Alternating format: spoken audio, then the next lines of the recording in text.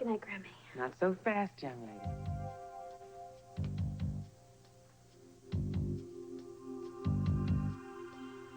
lady. Is something wrong? Well, not yet. But I see trouble coming as clearly as I see you standing here. Now, look, I'm not going to beat around the bush, Keisha. This situation has troubled me so deeply. I mean, it frightens me. What situation? The feelings that you and Jason are beginning to show to each other. We're just friends. Girl, don't do that to me. Don't stand there in front of me and ask me to deny what I am seeing with my own eyes. Okay, so we're friends who kiss. What's the big deal? Okay, what about their family? They are a big deal in this town. You've already been up in their faces with this incinerator thing. You think they're going to be happy tripping over you at dinner? What are you telling me, Grammy? That I should back off the incinerator fight so that the Quartermaines won't mind me seeing Jason? Or are you saying that I should give him up altogether? Give him up? That's a very interesting choice of words, Keisha. Is that what it feels like to you? Yes. Well, don't insult my intelligence by telling me that it's nothing more than friends. There is a bigger issue here. Oh, no, not another issue. What is it this time? I'm not sure, Justice. But I think Grandma wants me to stop seeing Jason because he's white.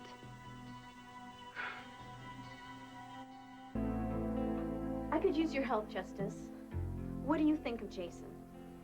Well, I admit that in the beginning I had some objections, but he's proven himself a stand-up guy, and I like him. You see? Now, wait a minute. I'm at a little disadvantage here. What did I come in the middle of?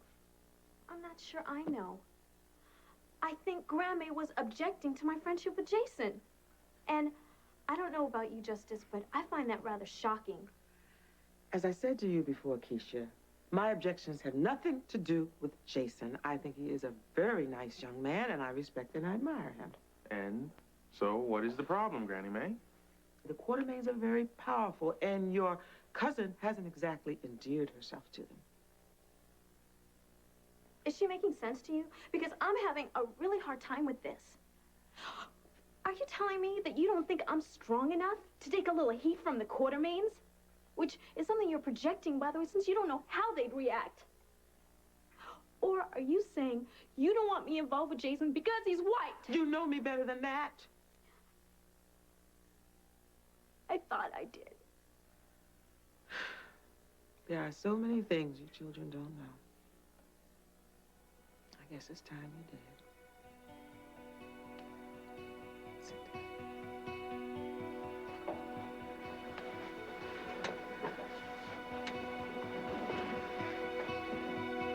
I have something that I have to tell you. Whew. Now that I've cracked that door, I'm not sure how to open it. But why don't we just start with what you already know? I told you that I used to sing with a band when I was 15 years old. Group of guys from the neighborhood. Yeah, and you fell in love with the sax player and married him 2 years later. So you were listening to all my ramblings. That was my buddy.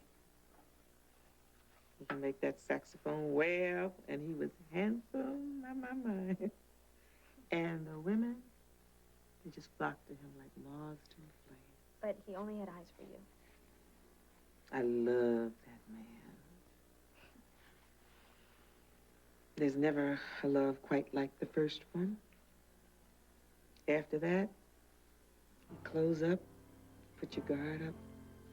That first one, you're wide open to the joy, to the pain. You know, when my buddy got killed in a war,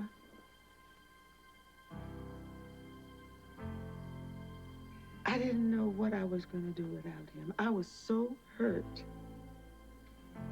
I was 18 years old. I was a widow. And I was so angry. For the first time in my life, I was just so angry. And I didn't have anybody to take it out on. And I don't know, who was I mad at? God? Fate? I didn't know what to do with that. And so I turned it inward. And I became what they used to call wild in the streets.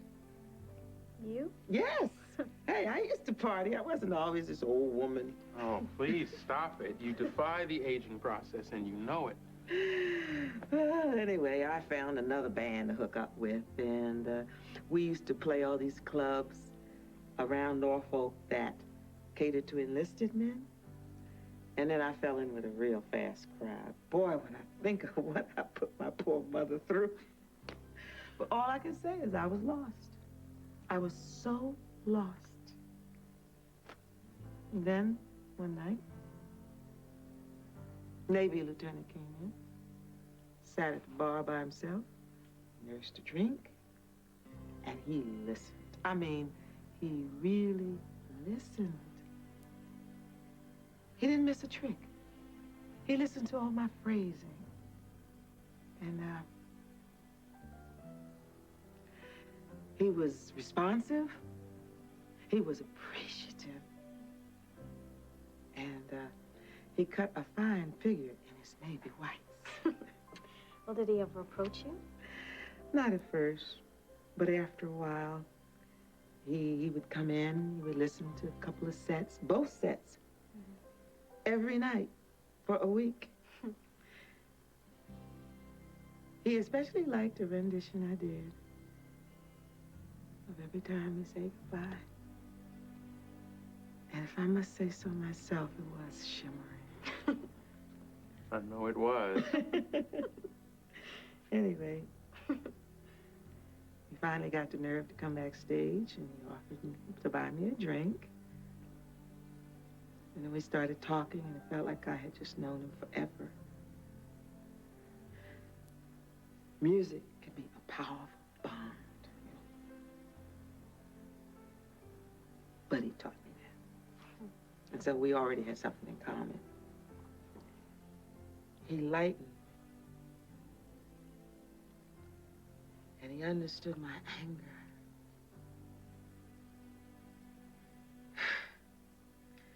In that understanding, I found calm.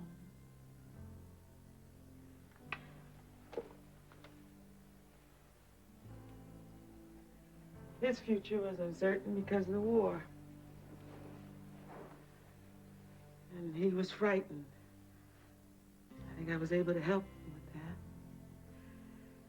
that. And those were the things we had together.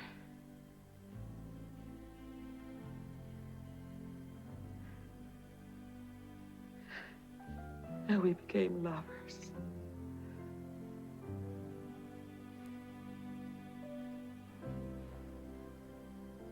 And he was white. And I bore him a son.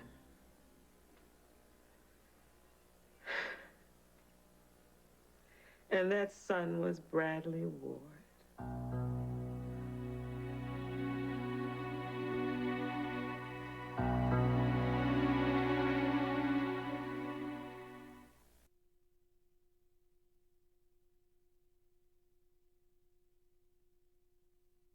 Wait a minute. Are you saying that this man, this white Navy lieutenant, was my grandfather? Yes, he was. Did my father know about this? There was no reason to tell him. Bradley had a father. God never put a better man on earth than Dan Ward. And he wouldn't have loved Bradley more if he had been his own father. What about the lieutenant? I told him in a letter. I told him only for the sake of his knowing that I had brought his child into the world. I had no expectations in the future. In that day and time, it wasn't a possibility. And he what, denied all responsibility? No, he wrote me back, and he offered his help in any way he could provide it. I chose not to accept the help. Well, did you ever see him again? Not until many, many, many years later. Well, Granny Mae, this is quite a story. Quite a story. So who else knows about this? Well, my parents, Dan, of course, Laura Spencer. Laura Spencer. Believe me, I was surprised myself. I hadn't spoken of it even silently since Dan Ward came into my life. But then I walked into that house one day, and I just don't know. It just took me back, and then I just began traveling back, and I found myself telling her. And well, I trust Laura. I trusted her instantly. Considering everything you've been through, Grammy, I don't understand how you could object to my friendship with Jason. I mean, it's... Well, it's so hypocritical. I suppose it seems that way, but honey, I have said it once, and I'll say it again and again, and I'll keep on saying it as long as I think there's a chance that you will listen. It's not about Jason. It's about his family. They're very, very powerful, and they seem to be linked with forces that are very dangerous to our family. And I know this, as sure as I know my name, they are not going to like you getting hooked up with their youngest heir. This is nothing but trouble, Keisha. Grammy, with all due respect, I think you're wrong. This is not the 40s. Grammy, this isn't even the 60s. People changed. Things changed. Not that much, darling. Certainly not enough.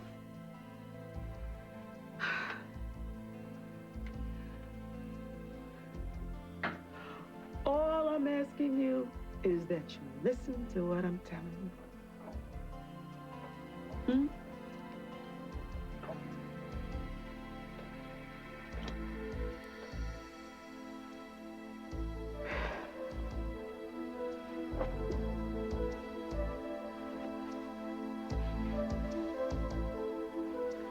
I love you both very much.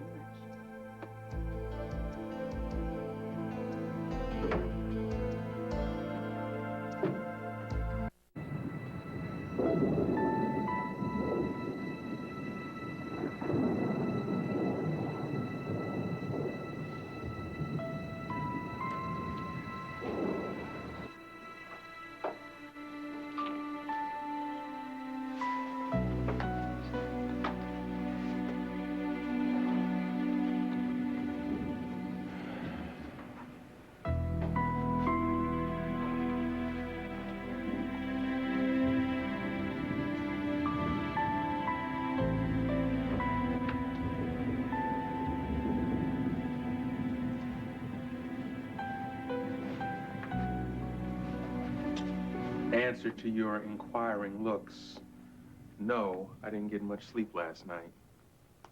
I feel partly responsible because you had a lot to absorb. A lot of conflicting thoughts and feelings. But I did come to a major decision. And what was that? Well, after Luke blew Councilman Blake out of the water last night, I figure the councilman won't be a councilman much longer. They'll have to hold a special election to fill his seat. And I've decided to run. Why did I see that coming, huh? Oh. It's not gonna be easy. You know, you giving up your practice, moving down from Philly. But you're gonna win. I knew there was a reason I liked the idea of living near you. I would be delighted to have you here. And you know, this community really needs you. You have the strength, the integrity, and the energy that Port Charles hasn't seen since your father. You know, I thought a lot about him last night. I can imagine. And my grandfather. It's not easy going forward when the past keeps slipping out from beneath me, Granny Mae. Who is he? Who is Bradley Ward's father? I can't tell you that. Why not? You have a lot to accept since you came up to Port Charles, and I want you to know it's not easy, and you have handled it very well. Don't try flattering me. I want to know who my grandfather was. Honey, I need you to respect my decision to keep that door closed. Granny Mae, I always respect your decisions. But last night, you told me my grandfather was a white man, whom I presume is still alive. Now, you just can't leave it at that. I can and I must. You mean to tell me that I will never be able to know him, who he is, or anything about him? It's absurd. Justice, you were only 2 years old when your grandfather Dan passed away. Now, plenty of people only know a grandparent through stories that have been told. Okay, okay. So, tell me some stories. Something.